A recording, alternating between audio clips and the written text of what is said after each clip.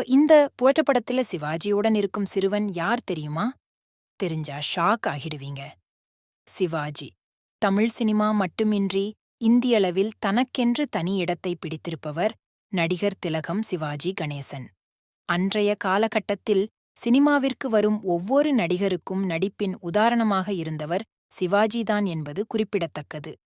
திரையுலகில் பிரபலமாக இருக்கும் நட்சத்திரங்களின் சிறு வயது புகைப்படம் அவ்வப்போது இணையத்தில் வைரலாகும்.